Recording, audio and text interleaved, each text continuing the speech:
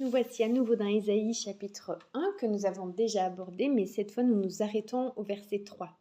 Et on peut lire « Le bœuf connaît son possesseur et l'âne la crèche de son maître. Israël ne connaît rien, mon peuple n'a point d'intelligence. » N'est-ce pas intéressant de voir cette analogie ? Mon peuple n'a point d'intelligence, dit le Seigneur.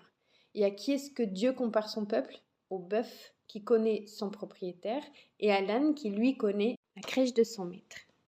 Le contraste est fort. Il parle d'un bœuf et d'un âne qui sont des animaux que l'on ne considère pas très intelligents et qui pourtant sont présentés comme plus intelligents que le peuple d'Israël. Parce que ces animaux-ci savent qui prend soin d'eux, alors que le peuple ne s'en rend même plus compte. Ils sont capables, eux, de reconnaître leur résidence, la résidence de leur maître, mais le peuple qui est sans intelligence, en tout cas c'est ce qui est sous-entendu, que ce peuple ne reconnaît pas qui est Dieu. Ces paroles sont quand même lourdes de sens. Souvenez-vous du contexte. Dans Ésaïe, le peuple a chuté, il est rebelle, et la rébellion de l'homme contre Dieu, d'après ce que nous voyons ici, génère une déficience dans son raisonnement, un manque de discernement, d'intelligence. Et on le voit ici, ils sont insensés.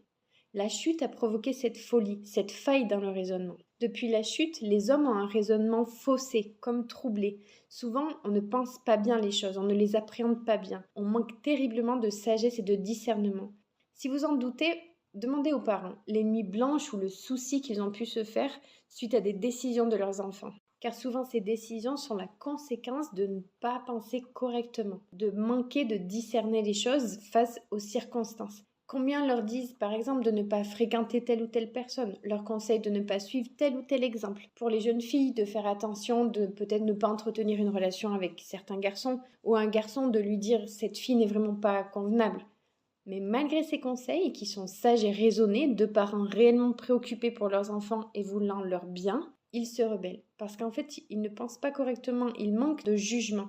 Et ils choisissent des voies qui vont leur amener tristesse et douleur. Nous pouvons vraiment souffrir de nos actions et des actions de nos enfants qui sont la conséquence de ces mauvaises décisions. Parfois, on ne s'en rend compte qu'après et on se dit « mais pourquoi j'ai fait ça ? Mais oui, mais en fait, c'était logique. » Et c'est là qu'on se rend compte qu'il y a quelque chose qui nous manque, que ce mal en nous est bien présent. Et en effet, le bœuf et l'âne connaissent leur propriétaire. Ils ont plus de considération que le peuple d'Israël. Le message ici est que même les animaux savent reconnaître la main et la maison de celui qui les nourrit et veille sur eux. Et Dieu avait conduit Israël, il les avait nourris et protégés, mais en retour ils ne l'ont ni cherché, ni considéré, ni aimé. Tout ça pour ne pas savoir penser, pour ne pas savoir réfléchir devant les circonstances, les choses de la vie. Vos parents ont probablement fait beaucoup pour vous. Si vous m'écoutez, les jeunes, ne soyez pas irrespectueux. Ne pas prendre en considération ce qu'ils ont fait pour vous, c'est ne pas donner de la valeur à ce qu'il y en a réellement. Israël l'a méprisé, malgré le fait que Dieu les ait sauvés et guidés.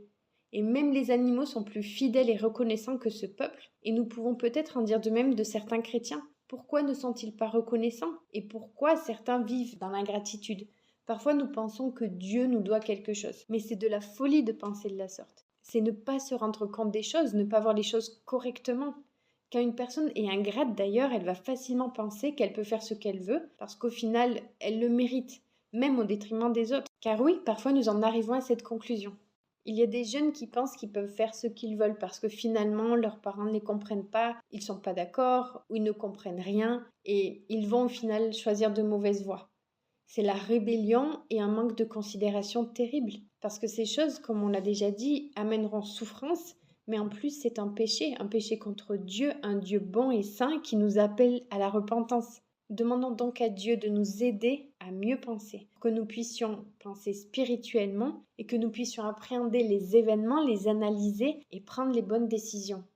Les jeunes, vous pouvez parfois vous laisser guider par vos émotions, ou peut-être même qu'on vous dit n'écoutez que votre cœur, ne vous fiez pas à ce que disent vos parents. Peut-être que ça peut sonner sage, que ça semble être un bon conseil. Ça vient peut-être de quelqu'un que vous admirez, ou même un youtubeur que vous aimez bien, un message sur les réseaux sociaux. Mais souvenez-vous ce que Dieu dit, et rappelez-vous que ceux qui l'ignorent sont considérés comme moins intelligents que le bœuf et l'âne. Car ce n'est pas un conseil sage. L'homme pêche à cause du péché qui est en lui et qui fait qu'il manque de discernement, de sagesse et qui amène au manque de considération et à l'ingratitude. Que Dieu nous aide véritablement à bien penser. Et en famille, nous devons nous encourager les uns les autres à avoir la bonne approche, à analyser les choses selon Dieu, selon ses voies qui sont bonnes et sages.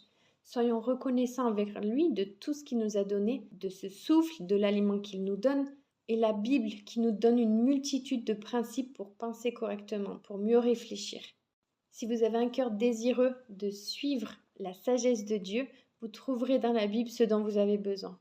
Ne vous laissez pas tromper par ce monde, par ses illusions et ses fausses bonnes idées, mais trouvez la liberté en Christ. Prions. Merci Seigneur, car même si nous voyons la folie de ce monde, nous avons la grâce et le pardon en toi. Fortifie notre esprit et guide-nous dans la vérité, Seigneur. Je prie au nom du Seigneur Jésus. Amen.